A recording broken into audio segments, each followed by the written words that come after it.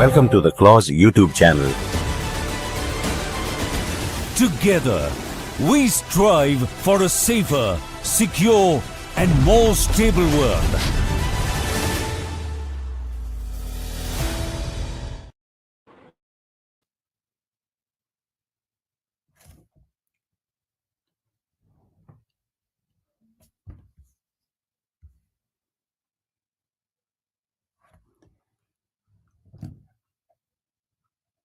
Sorry, I can't hear. Yeah, now I can. Yeah, now I can. Good evening. Good evening, everyone. Very warm welcome to Clause YouTube channel Strategic Frontlines. I'm Dr. Roshan Khanijo, and today we have with us Major General Ravi Murugan, PVSM, AVSM retired. He's a strategic expert and especially with technology, as he's an advisor to a number of companies. I welcome you, General Murugan, to this podcast. Thank you so much, Dr. Roshan. I really appreciate it for you inviting me for this. Thank you so much for coming. And today we are discussing emerging disruptive technologies, which with their speed and complexities are changing the character of war and concomitantly bringing revolution in military affairs. The change is especially visible in low intensity warfare. So today we are going to take four segments of this emerging technology, that is lethal autonomous weapon systems, hypersonics, DEWs, that is direct energy weapons, quantum.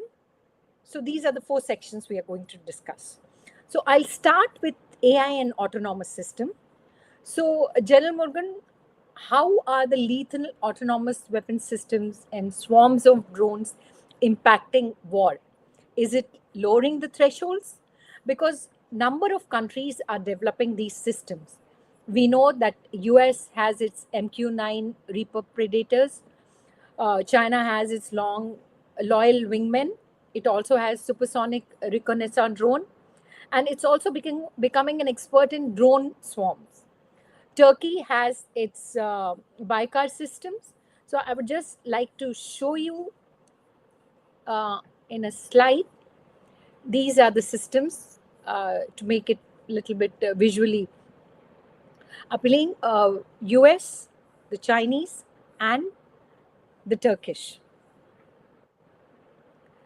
So my question is, firstly, what are the advantages of this and how it has changed the military tactics and strategies? Your take. Thank you so much, Dr. Roshan. Firstly, before I start and try and answer your question, I would like to thank you and Clause. This is the first time I'm participating in your podcast. It's a great initiative. Most information is now being gleaned through podcasts, and I think it's a need of the hour, and you're doing a great job with that. So having said that, coming to this issue of autonomous systems, no, there is a theory. What you said first was absolutely right, in that the threshold of conflict has reduced. Why? Because there has been a democratization of airspace and use of that airspace through these autonomous systems. And especially so, leaving aside the higher end varieties, whether it be the male and which costs more, the actual democratization of this airspace has been carried out by the cheaper drones. We see that playing out on a daily basis in the Russian-Ukraine conflict.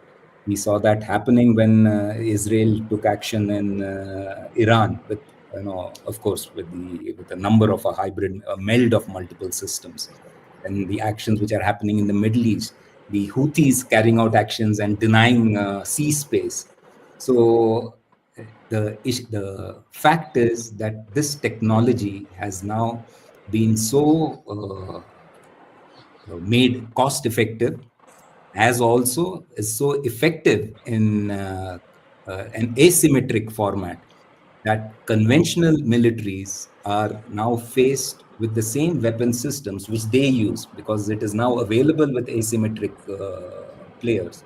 So autonomous systems has lowered the threshold of conflict. And one of my theories in this is, in this podcast, let me voice it, that the reason why even in state versus state conflicts, I feel the threshold of conflict has been lowered because of these kind of delivery systems, is because When you look at the escalatory spectrum, you have at the highest end of the escalatory spectrum, conventional escalatory spectrum, a full-scale war. At the lowest end, you have proxy actions which are happening, which we see on our Western borders. The use of these indirect standoff weapon systems without using, sending troops or platforms, ground-based platforms across a border, allows you the ability to tweak and control the escalation. Therefore, even in state actors and near peer conventional adversaries, the chosen method of we see that now playing out. The chosen method of engagement, of making an impact, of conveying a message, is standoff. And what better way of a standoff system than autonomous systems? And whether it be loiter munitions with shorter or medium ranges, whether it be short range, first person view kinetic drones, whether it be integration of surveillance come kinetic strike drones, these systems are now all across. They've become they've changed. In fact, it is in reality a disruptive technology, because it is virtually changed, it's altered, and renders the conventional systems nearly irrelevant in the present system of waging war. Because ultimately, even a the mid-spectrum use of force is also a war. And if this is going to be the preferred option, mid-spectrum is going to be the preferred option because of the message it conveys and the damage you prevent on your own side, then these systems are going to be the systems of fighting. They already are, and they will continue to be the systems in various formats, are going to be the systems of waging war, whether it be a conventional state versus an asymmetric actor, or between two near peer adversaries also. And you saw that, and you're seeing it happening in once the Ukraine-Russian conflict has virtually come to a stalemate of use of autonomous systems and standoff weapon systems. And that's exactly what Israel did, use of autonomous and standoff weapon systems and delivery platforms. That's exactly what asymmetric players are also doing. So this is the technology which has disrupted the traditional battlefield, and this is here to stay. I fully agree with you. And I think the army is also trying to have a brigade which will look into drones and all. I think they are also planning to do something. Any thought on that? That would be for trials. I mean, got my information is purely from open sources, but I would say that would be for trials, because the use and the scaling and the the integration of drones has to be at the lowest level. Yes. It can't be it can't be a system which is going to be only a purely, because it has to be used by a hybrid force. So it can't be a brigade of drones. The drone has to be used by a section in an infantry battalion. So what kind of drone, to what effect, and what kind of integration has to take place? How does that, this fusion of those effects and the fusion of, depending on the type of drone which is being employed, the fusion of the effect or the information which is happening, where is that being collated? And then what is the impact of that? That has to be a completely integrated functioning. So yes, in fact, I hear a lot of statements wherein the army hierarchy says they are viewing every soldier having a drone. I mean, that would be the other a little bit of an exaggeration, but virtually that is what is going to happen, because you see that happening everywhere, right? Yes, Sorry. I think US is one country where they are having exercises with crewed and uncrewed systems, and they are both taking together and doing the exercises. So probably, Absolutely. I think we also start that. And do you feel that it also requires a little bit of strategic doctrinal shifts also? 100%. Not only strategy. I'm talking about the doctrinal shift is sine qua non. There is no doubt about that, because when you integrate these systems, which are right now, you're given a soldier the ability to see, let's say, I'm talking about, let's say, a soldier on foot, to see 5 to 10 kilometers beyond what his eyes can see. And not only to see it, he can impact it. Right. So that capability has been given to us, which that capability was not existing before. And as you go to as you go up the chain, the ability to see further and to impact what you see has keeps growing.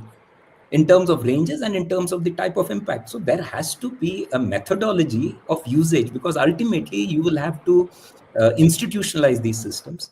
You will have to put it within organizations. You will have to integrate their employment along with your conventional modes of war fighting. So all that will require an operational philosophy of employment, which the army traditionally calls as GSPS, General Staff planning parameters, which is policy statements which they issue. GSPS is a general staff policy statement which gives the parameters of employment of any system. So they will have to rethink exactly how we do this tomorrow. It can't be the same way with a completely revolution. I wouldn't say I wouldn't be wrong in saying it's a revolutionary weapon system, because it's completely revolutionized the way of fighting. So you've integrated a revolutionary weapon system, then obviously you can't keep fighting the same way as you've been fighting. So you're absolutely right. That kind of a doctrinal shift has to take place. But more importantly, that kind of a training shift has to take place, because people have to get used to how to fight. Because how do you maximize the effect of a system unless you have trained well within it to know its potentialities, its effects, and the ability to maximize its, leverage its abilities. So the training aspect is going to be extremely important here. Absolutely. And the way AI is being used in, say, for ISR, I mean, it is going to challenge a lot of parameters, especially the deterrence also is going to challenge. 100%. See, the AI is going to be a service which is it will be hardwired within the organization. It is not only in terms of autonomous systems which are flying, it is going to be your decision-making modules. It's going to be your logistic modules in terms of predictive maintenance and forward push of logistic supplies. It is going to be in HR management. It's going to be training simulations. So AI is all encompassing. You can't avoid doing that. And I'm happy to say that one of the companies, which I advise, which is Neuralix.ai, they got in fact, they are now giving a proof of concept for AI as a service in the army.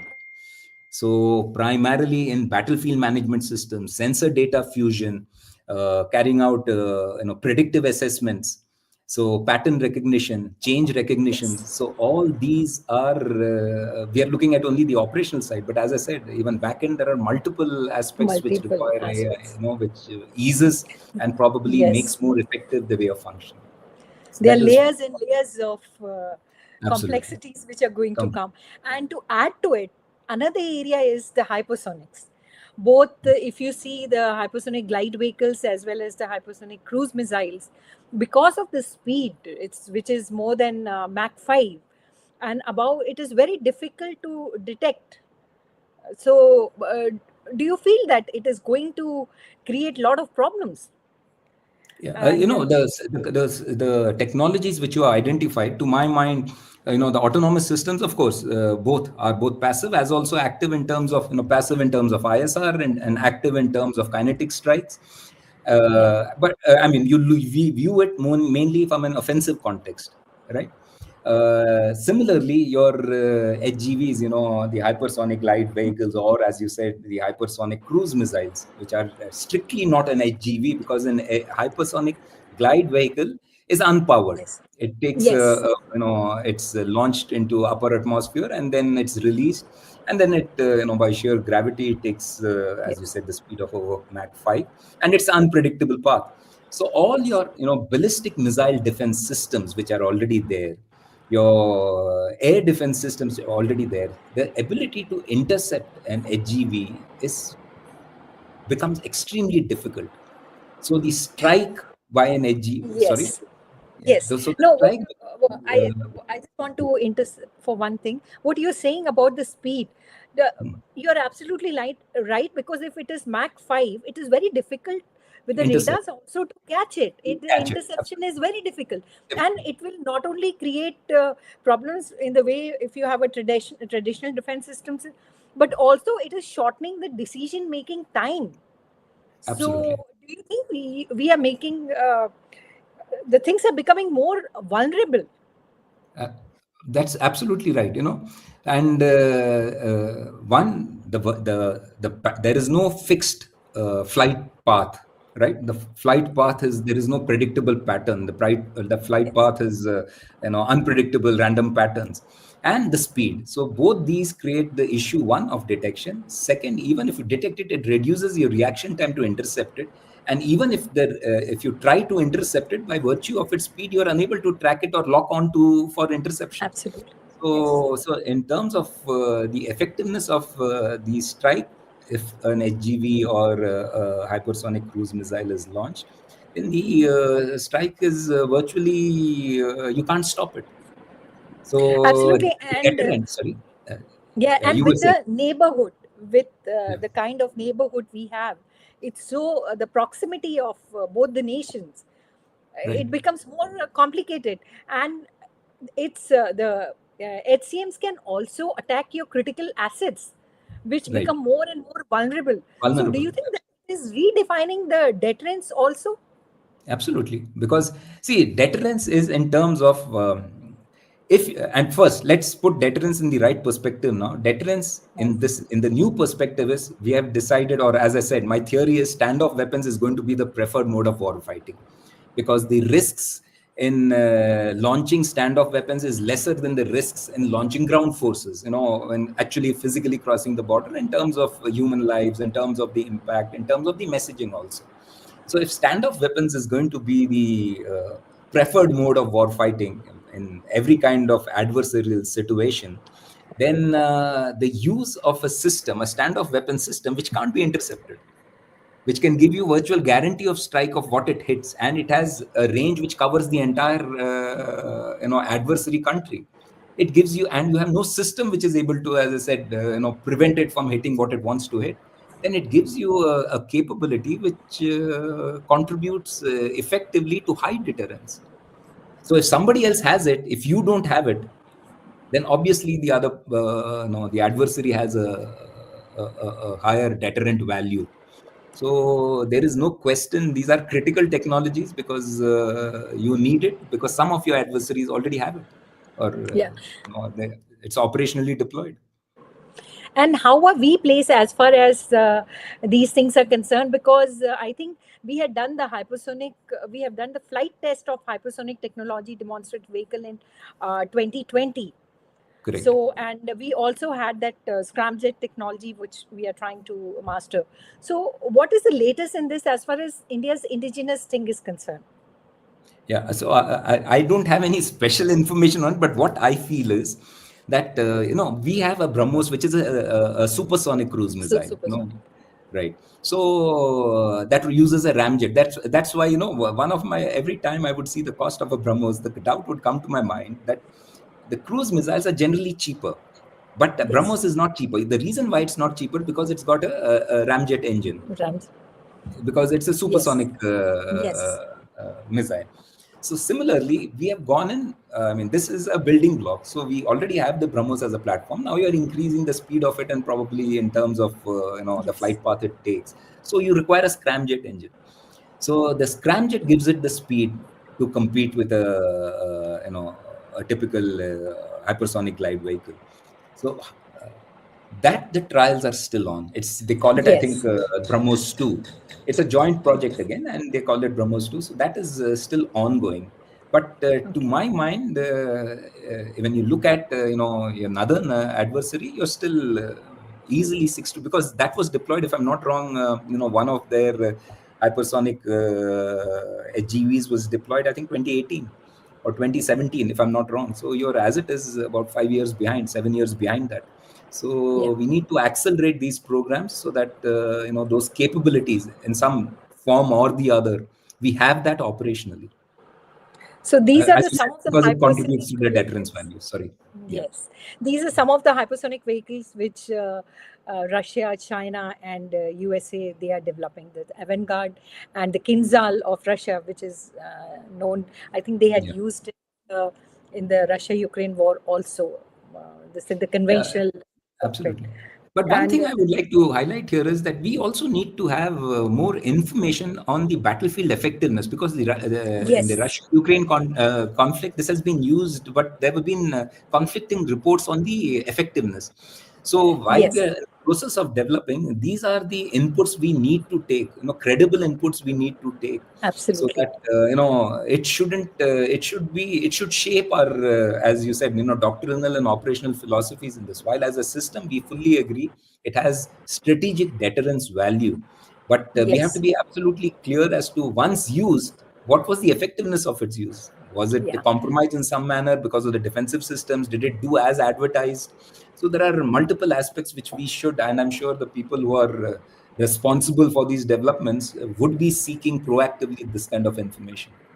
I think as far as China is concerned, there were news that they have already operationalized this hypersonic, and they Yeah, are that's the viewed. DF-17. That was, Yes, if I think I SDF-17, got it, yes. 2018 or 19, they operationalized it. Yes, The and Dongfeng they were 17. saying that it might be dual use also. So it will create more problems, because if it can be conventional and nuclear, then it's I don't know how much truth is there, because with China you have to be a But little Dr. Roshan, that is the Chinese policy. There is a yes, nuclear ambiguity in their delivery systems. They don't say yes, that there is no separation. Well, all these are dual use, delivery systems. Even delivery the systems, ballistic missiles are absolutely. dual use. Yes, They don't tell you as to which is the one which is nuclear, which is the one which is so that is going to continue. and Yes, yes, and because I think the reason I say it's going to continue is because that gives them the required ambiguity. They're not looking at, let's say, their adversary towards us, but they have other adversaries also. So yes, yeah, actually there they look is at with that. Americans, so Yeah, they are absolutely. in competition with So Americans. So that's right. So this gives the messaging to the US that it's, that nuclear, though they also propose not to use this as a first form of response, but that nuclear ambiguity itself brings in the element of doubt as to the delivery systems. So in this, and they're also, by the way, while they have operationalized the HGV DF-17, yes, they are also in the process of developing, similar like us, hypersonic cruise missiles. yes. Probably, In fact, in they had standard. done an exercise. In fact, they had done Yes, an exercise, I think, last year or some, where they had tried to use the hypersonics to attack the US um, naval assets in the assets. South That's China right. Sea. That's right. Yes. So that was. So it's a very interesting thing how this particular weapon system is going to develop, and we have a cascading effect, because if China is developing something which has a potential to impact the regional players also, then Absolutely. we cannot stay behind, because we cannot increase the strategic gap. So perforce we also have to develop that, and I There think is no doubt in that. There is yes, no, that is absolutely not up for, even any, and that is why probably, we are at it in terms of trying to both. We would require actually both the cruise missile hypersonic as also the yes, glide vehicle, as a, absolutely, the ability to yeah, use ballistic missiles to launch that, because ultimately that function comes in terms of range extensions. So if you want yes, to extend ranges and ability to bring in more targets under its ambit, then you will have to go in for the different types of it. So that there is absolutely no option. We will have to develop it, and none of this is being given by anybody. You will have to do but it, do the hard work here. yes, absolutely. And I think there was some news in 2024 that we had also tried to test extended trajectory of long duration HCM, which had a speed of Mach 8 and a range of 1,500 kilometers. So I don't know, but there was a news about it somewhere. Okay. Oh, So, I'm sure that would be on. I'm yeah, sure that would be on, because we know that these are critical systems, and we need to have that. And we, even the recent conflict on our western borders also drove home the point that effective standoff weapon systems, are weapons of choice now. So yes. you will have to, have the entire array of inventory. So, in your view, what do you think hypersonics, what are they? They are a revolution or just an evolution? Now, I would see there are, these are all information age weapon systems. I would like Yes. to go a little broader on this. These are all information age weapon systems, not purely because, see, ultimately this is a hardware, right? The hypersonic missile itself is a hardware, but the effectiveness of the hypersonic missile is being value added on, in fact, made effective by the information age technologies. The precision of it, the ability to simulate it using compute power and digitization. So all these are all functions of the information age. So I can't really say revolutionary for the simple reason that ballistic missiles have been existing forever. But the ability to make the strike, optimize the strike of the system or this delivery system has been value added by information age technologies, and that would be in everything. So ultimately, it's technology we look at evolutionary or revolutionary, but while being evolutionary, it has an impact which can in this case may not be autonomous systems 100%. It's a revolutionary system because existing systems are being rendered obsolete because of use of those autonomous systems. Absolutely. So yeah, and AI I would still say is revolutionary because again it is your entire conventional OODA loop is completely being shortened because of artificial intelligence.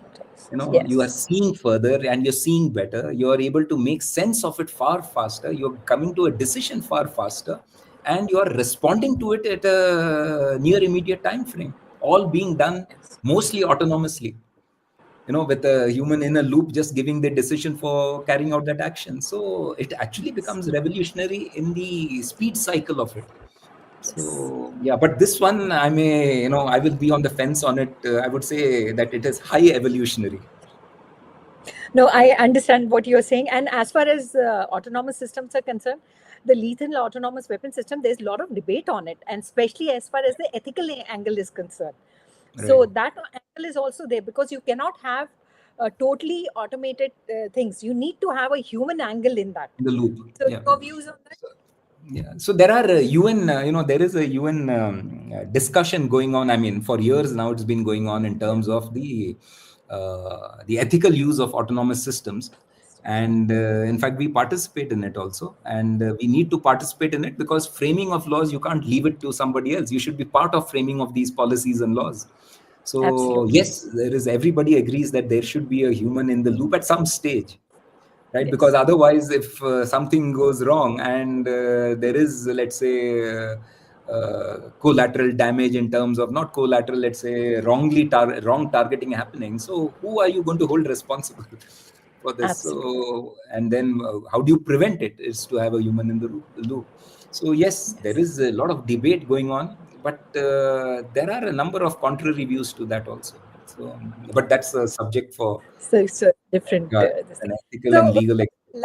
Yes, like hypersonic, and the another area which we wanted to discuss is direct energy weapon. Yeah. So which uses energy to damage the targets, whether it is high energy laser or high power microwave. And US is the leader as it has what you call it high energy laser with integrated optical dazzler, which is known as EDTs, and it also has the DEM SHROT, that is direct energy maneuver short range air defense system, as also they have SHIELD and Thor, tactical high power microwave operational responders. China is not way behind. They also have the high energy lasers, silent hunters for drones. So my question is, how are they used, and what is the lethality? Are they silently changing especially the space and electronic warfare? And if so, how? Right. So in terms of, these are primarily kinetic weapon systems, right? Instead of using bullets, they are using energy for carrying out the necessary impact at the target end. Right now, the entire focus has been as defensive weapon systems, right? They use highly focused energy and they destroy or damage targets at the speed of light. That's the long and short of the directed energy weapon systems. And they can be used on land, sea, air, space. It can be satellite mounted. So in terms of usage, operational usage, The first one, we saw that there is a revolutionary weapon system in the battlefield now, which are autonomous systems, drones, which we so euphemistically call it. Now, we have seen the difficulty in defending against drones, especially when saturation takes place, especially when numbers go up, especially when they start talking to each other and they're able to maneuver using AI, which become totally, the level of autonomy goes up completely. Then your use of your traditional weapon systems are ineffective in stopping these. So there, your high energy weapon systems become extremely potent. So they can burn through airframes, sensors of hostile UAVs, drone swarms, and cheaply. The point here is that it is extremely, the cost per shot is the fraction of a missile. Number of missiles which are fired to deal with a threat of a drone, maybe X times the cost of a drone itself. Whereas these are your ability to target, and especially for swarms and all, laser systems are going to be extremely effective. Even missile defense. So, missile interception, which is going to happen, which is part of your defensive scheme and layering. So the use of high energy weapon systems, especially for short to medium ranges, is extremely critical and useful. So, from the battlefield, in terms of defensive layering of your positions, vulnerable areas, points, against drones, against missiles, against aircrafts, even anti-satellite, naval close-in weapon systems. That's why the US Navy actually has been trying this out for quite some time. And the whole issue is of the range and the impact it has at the target end. So for a higher range or a longer range, you require a higher capacity laser. So the one which you talked about, the Chinese, if I'm not wrong, is a 30 kilowatt laser. 30 kilowatt, yes, absolutely. Yeah, so that's and they are now experimenting on 100 kW. Yes, laser. absolutely. So if ours, I think we have a 10 kW one, but I think we are trying to now increase the power and the range. And of course, low power lasers can blind sensors. It's which you yourself said, in combination with low power lasers, which dazzle or blind optics. That's a system. So your point is that these are required systems again, and they are required for multiple reasons, and purely as defensive systems, their effectiveness, the economy of use of it is cannot be beaten by your traditional systems. So the faster we are able to operationalize these, obviously it's going to be of value. So how are we placed as far as DEW are concerned? Because I think DRDO's one department, which is high energy system and sciences, that is CHESS, they call it, they are looking after it. And I think you rightly pointed, they have tested laser based DEW MK28 with 30 kilowatts. Oh, they've tested that. Okay, but they got a program. If I'm not wrong, system, they were trying to neutralize the drones and all. Right, but they've got a program running, Durga 2, if I'm not wrong, which is aiming for 100 kilowatt class program. Of course, their low power dazzlers, which they call it, is already deployed. Those are already deployed, but there is no complexity in that. The thing is that you require a higher powered one, so at range you are able to have an effective impact at the target end. So that is something, I think the program which they call it is, if I'm not wrong, is a DUR. It's an acronym, and it's aiming for a 100 kW class laser. So I'm not too sure about their microwave. I see. So that high power microwave systems, I'm not too sure about that, because there is not much in the open source or in the media about this, but I'm sure they would be also, because the effectiveness of these, of frying the sensors on these platforms is again it's complementary to what the lasers do. So I think I'm sure this would be happening, but I don't have much information. I'm sorry. And I think it could be used in space also. Yes, so even as an anti-satellite weapon. Anti-satellite weapon, precisely. So that is going to create more problems, because all of your navigation and other things are based on space. Yeah. And space is a force multiplier. So if you are going to use those there, it is going to create problem, and you have to be at it that the strategic gap doesn't increase. Right. Because and in this you should have equivalent capability. Only that leads to Yes. deterrence. So without equivalent capability, deterrence, of course, is now a matter of perception. Another area which is coming up is the quantum, where progress has taken place quite fast. And in this domain, China is the leader. Yeah. And they have made the Tian 504 quantum computer, and they have the quantum communication network, which goes to 12,000 kilometers. That they had a micro satellite, and also 2025 there were news that some Jinan 1, which Yeah. is a collaboration with them and South Korea, South Africa, I think. Yeah. So it's the first intercontinental quantum satellite. So I don't know how whether the information is true or not, but the news were there. So the areas with quantum is generally to do with sensors, quantum radio frequency, quantum cryptography, that is QKD. So how this is going to impact the warfare? Are the encryptions going to become vulnerable? And with the systems like quantum gyrometers and magnetometers coming up, and the imaging and radars increasing in their sophistication. So in future, how do you feel it is going to impact the warfare? Right. See, the first thing is that quantum use of quantum technology is something which I myself find it difficult to understand, because it is a particle existing simultaneously in two states. However, the military use of it is primarily in three brackets when you look at it. One is quantum computing. No. Second is quantum communication. Yes. And the third is quantum sensing. So quantum is primarily militarily, we put it in these three brackets. So in quantum computing, what it does is it breaks classical encryption. That means there is no network which is secure.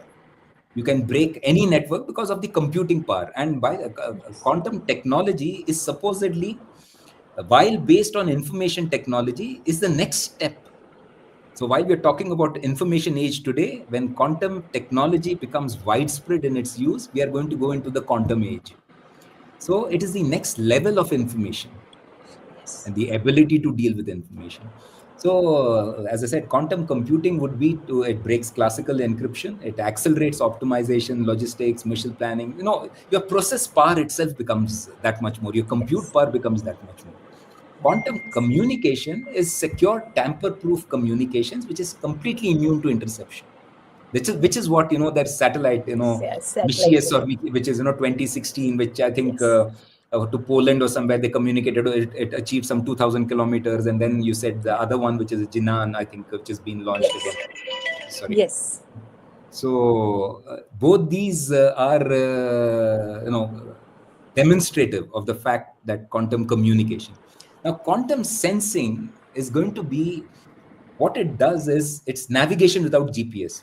It is inertial navigation through using quantum technology, wherein you are not reliant on GPS. Therefore, your systems cannot be jammed.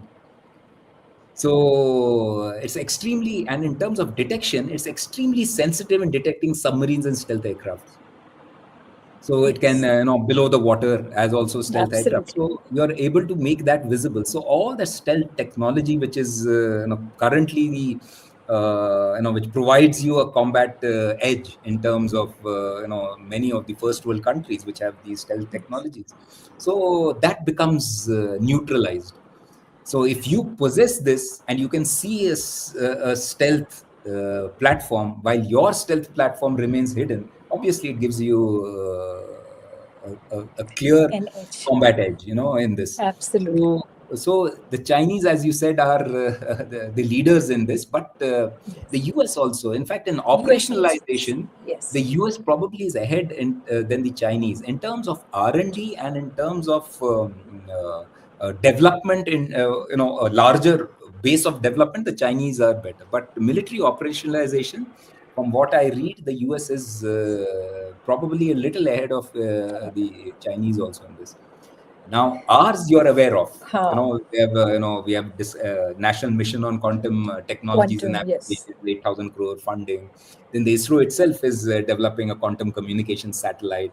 We carried Yes. out this QKD, which you were talking about, experiment over Yes. 300 meters, and I think this was Yes.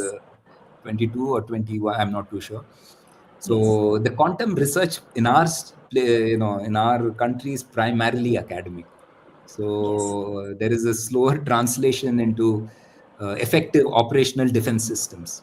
So that is something which we will have to accelerate because they are moving very fast.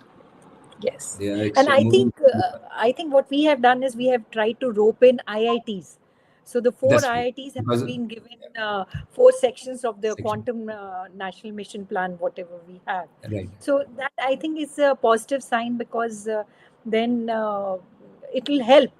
And also I think private sector is also getting involved in it, because I think the superconducting quantum which was created, I think, which had very that 25 qubit was done by a private Private sector, I company. think. Oh. So that's good. What are your views on that? The thing is that we have to see what advantages we have. We have a strong mathematical and theoretical research base, right? So Yes. tapping the IITs in this is Yes. absolutely it's obvious. We need to tap that Yes. because we have large numbers who are groomed in this. But our disadvantage is we are weak in large scale quantum hardware. Yeah. That is one of our biggest weaknesses, because we don't, whereas quantum computers itself, there are already are in trial in China, so in numbers. So these are something which we are weak in. Now, getting private industry, ultimately information technology and beyond has to be an integrated private public partnership. Without Absolutely. tapping the capabilities and the abilities which the private sector has, and the agility which a private sector has, you cannot really go ahead in this. So that there is no option but for you to, and it's not only in these information. See, the earlier when we talk about the industrial age systems, a lot of it was driven by government, right? Because the government would put in, if I'm not wrong, I think in the early 20th century and mid 20th century, the US would put in over, I think in R&D itself, some $200 billion per year. Yes. The government would put in. But in today's technologies, when the information age, a lot of these technologies are fungible. That is, they are dual use technologies. So there is Absolutely. reason for private sector to get into this without it being purely for defense, because it makes commercial sense also. Yes. So unless we bring both of that together, the strength of the private sector and of course the funding power of the government in this, and unless it gets fully integrated, you cannot leverage our advantages, and you cannot leverage the capabilities and the abilities of the private sector in fungible information age technologies. I fully agree with you, because the Chinese model has been a success. It's only because of their successful civil military fusion. The Absolutely. dual use technology, what the civilian sector was developing, it was taken by the military and used it. So that is a very potent mechanism. So I think Yeah. we also, what you rightly pointed out, civil military fusion is one area where we need to really work hard. And another thing I think we need to do a lot as far as spending money for R&D is concerned. I Exactly. think the R&D R&D, budget the is percentage extremely. of money is very less. Your views Yeah, but on that? the thing in this is, again, as I said, I advise one of the companies which is now, the thing is, a lot of times, government views funding as to what are the tangibles, right? You're getting after you put in the money. In many of these technologies, the tangibles would only be information. It is not going to be a product. It is just an information which you gain by that failed activity, and you build on that failed activity and try to get a successful one subsequently. For most governments, this is difficult to wrap their head around, for the simple reason that it appears to be wasted money. And how do I know that you actually gained or not? These questions come to my. So there is extremely there is suspicious scrutiny in terms of spendings in this.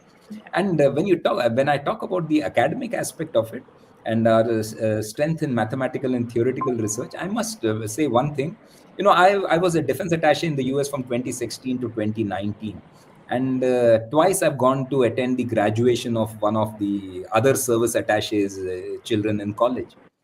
And in both these occasions, the bulk of the graduates passing out from the colleges, then I'm talking about when two occasions when I went in between 2016 and 19, were mainly Chinese students, right? Yes. And now here is the catch in it.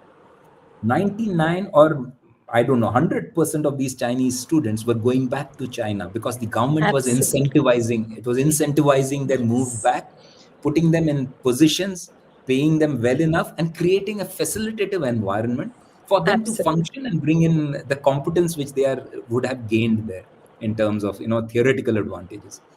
In Yes. our case, most who go It's there, a nobody brain drain. comes. Yeah, and Yes. I don't, of course, a lot of people say they should be motivated to come back, but a person has to be incentivized to come back, Absolutely. right?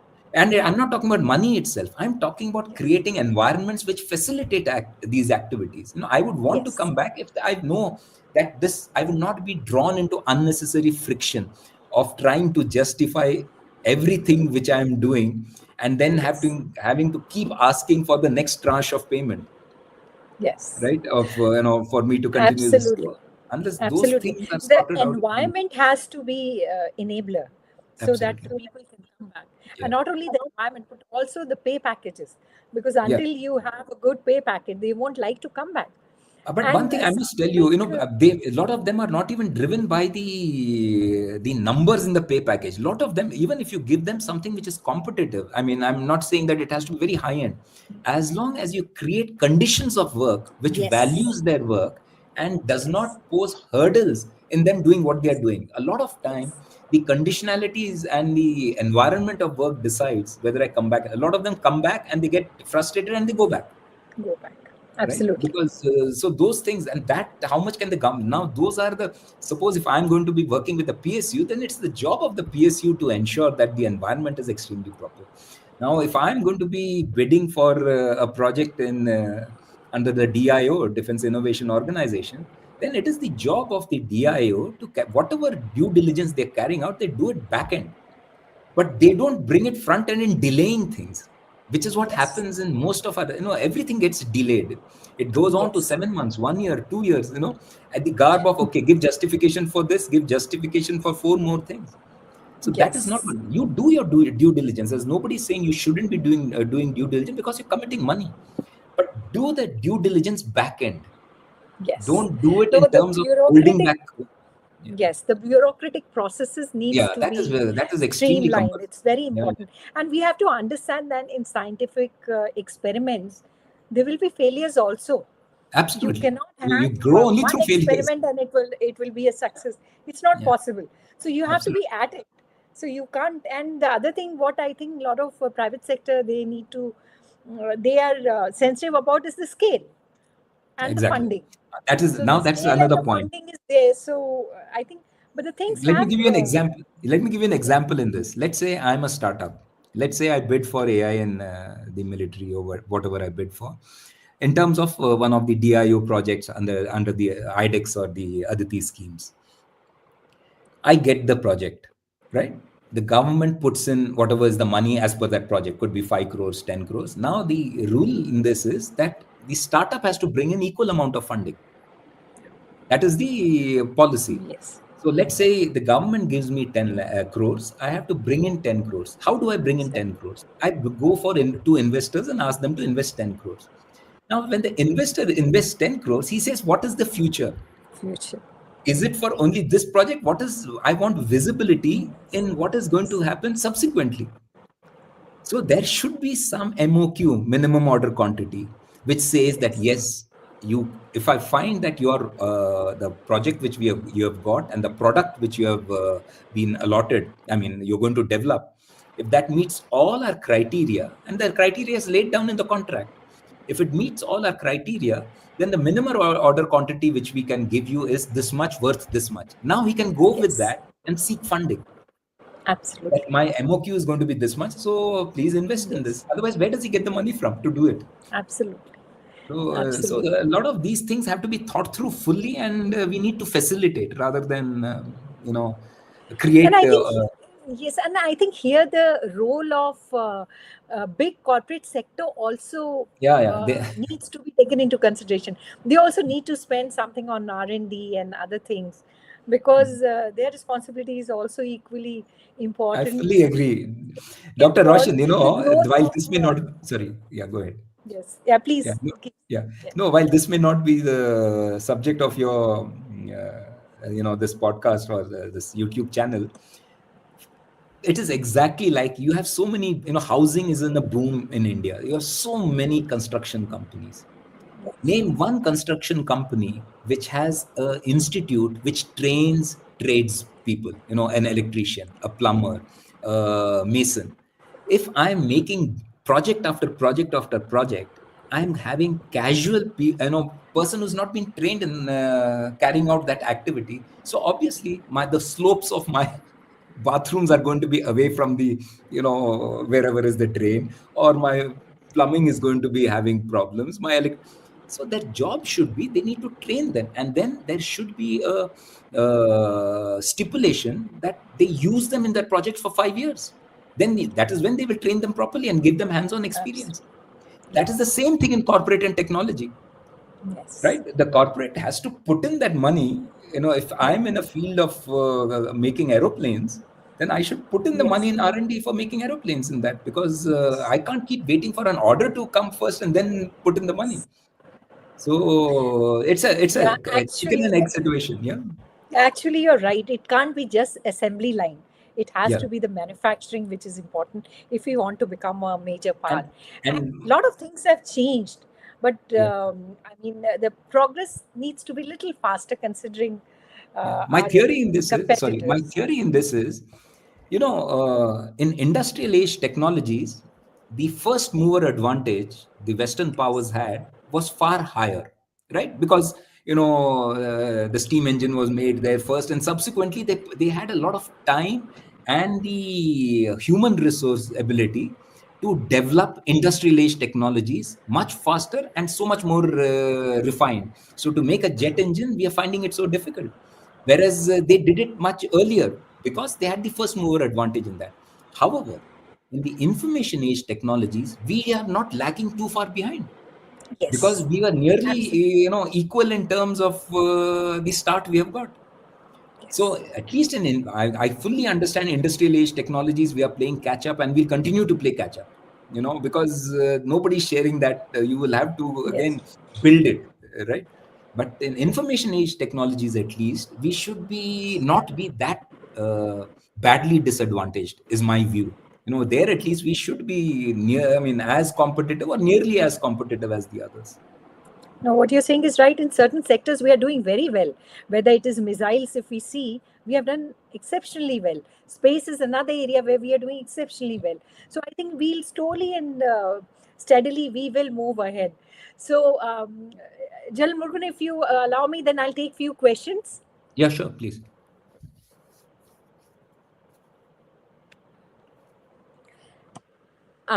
This we were discussing. It's the same. Aishwarya is asking, what role does the private sector play in India's disruptive technology, and how can we give impetus to indigenous technology in this category?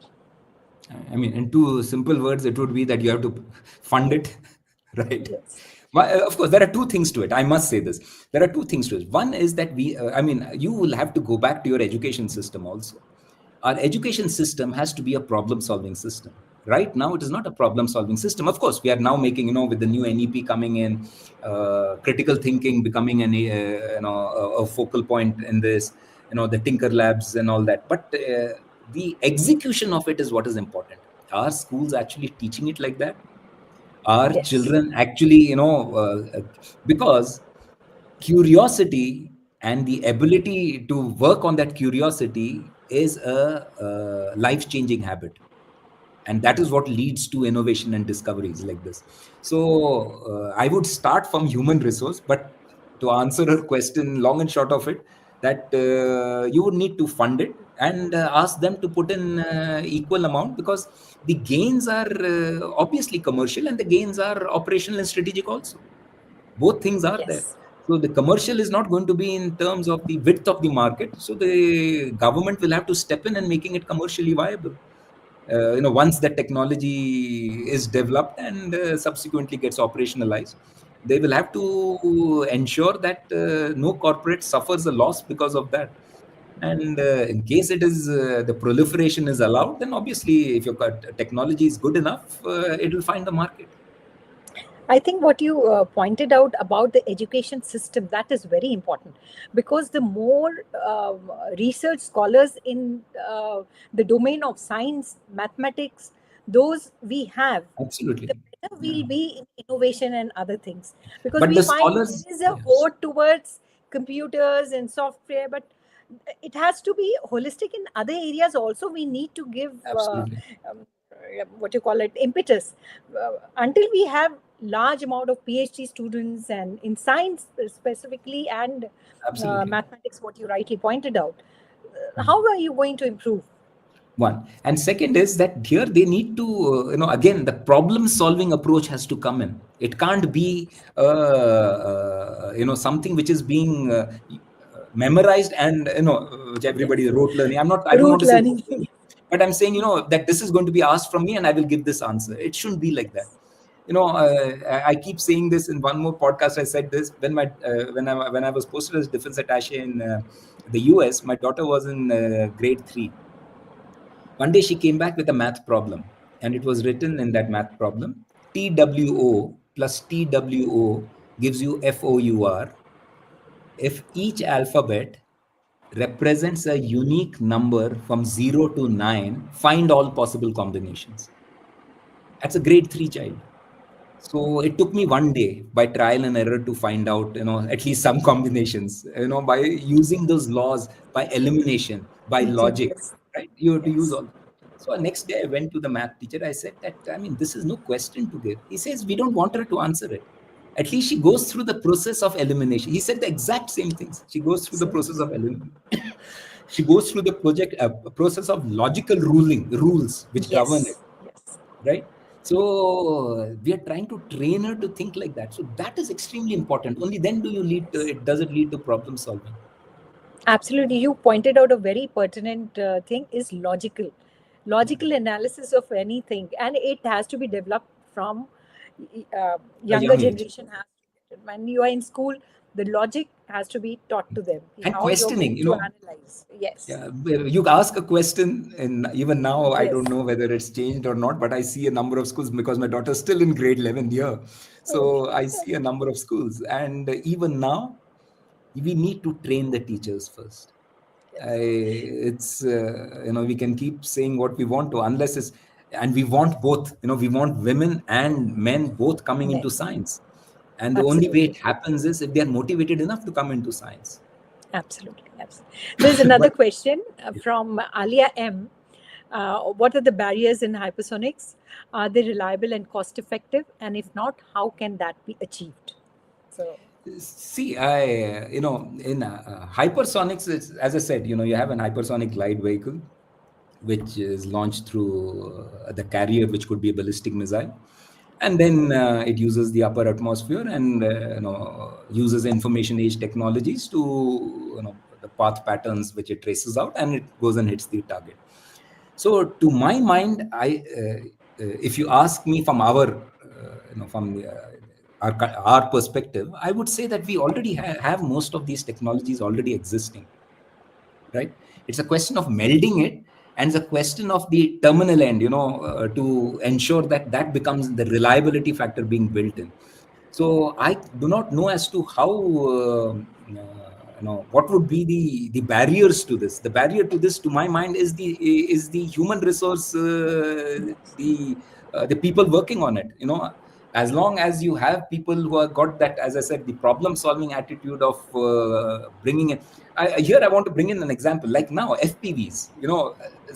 It's technology finally, isn't it? Whether it be hypersonics, whether it be FPVs, whether it be loiter. In Ukraine, every week there is an innovation. Why? Yes. It's a Absolutely. battlefield innovation. So if it is being jammed, you have got now the OFC guided FPVs. Now OFP guided FPVs are also getting entangled, or there are issues in its usage. So now you are having inertial terrain contour mapping, which is happening on that, which is not a new technology, but it is now being miniaturized in terms of its usage. So the FPV pilot is getting targeted. So now you're bouncing it off to through antennas which are placed 5 kilometers away, so that his location remains protected. So these kind of problem solving innovations are happening in technology from the lowest end to the higher end. So whatever be the problem, you require a human resource which can problem solve it, number one. And number two, an environment which allows them to fail, as you said, which allows them to fail and grow. But there has to be a time stipulation. It can't be open-ended that we can keep doing something and there is no progress. Then you obviously have to try alternate means. I think there is a maximum necessity is the mother of invention. That is precisely what is happening. Ukraine-Russia war, where Ukrainians are trying to innovate new ways to counter them. The one last question we'll take. This is from Anil, and he says, "How does disruptive technology affect maritime warfare? How does it influence the situation in zones like South China Sea?" No, everywhere it is relevant. It's not a medium. It is not medium specific, right? It is not through water or air or ground or space. These technologies are relevant and prevalent irrespective of the medium. So if HGV, which you said, DF-17 is to target aircraft carriers. So, and if you have an intercept system which can, uses lasers and, directed energy weapon systems, so that can be mounted on, in fact, it is mounted on the US one is ships mounted and on, they have and the even Aegis class destroyers, which I think mount a number of these systems, and they protect their, key assets of aircraft carriers. So in any of these disruptive technologies is not domain restricted. It's seamless and migratory. So I would say that if it is applicable on ground, it's applicable on. So now South China Sea specifically, you can dominate South China Seas. If you have an advantage in disruptive technologies, you can dominate the South China Sea exactly as you can dominate a ground, an area of ground. And China already has an advantage in first island change. I think they can easily control the first island change because of these disruptive technologies. And the first disruptive technology is the drones. So they will start with drones, then with hypersonics, and then with the more conventional, larger missile systems. And then finally, if nothing happens, then they'll go to the nuclear. So there is a graded system how they're going to use it. And as we were talking about lethal autonomous weapon system, underwater drones, Chinese are making one of the largest extra large UUVs. So, absolutely. And you have even USVs, unmanned surface vehicle. They use maritime militia now. They needn't use maritime militia. They can use USVs in same kind of saturation which happens. But I mean, how they use it, I mean, there are so many innovative ways of use, and ultimately it's going to come to a risk-benefit calculus and so many other factors which come in. So I would not even like to venture a guess as to, but when integrated into your doctrinal warfighting philosophies, disruptive technologies have got it provides you a battle winning advantage. If you have that advantage others don't have, then you have a battle winning advantage. There's no absolutely doubt. It is there because your deterrence is totally shattered if you don't have that. And you're exposing your vulnerabilities to them, and which no country would like to do. So, General Murugan, thank you so much for today's podcast. And you took such important questions and important topics. I mean, it's not easy to talk about it.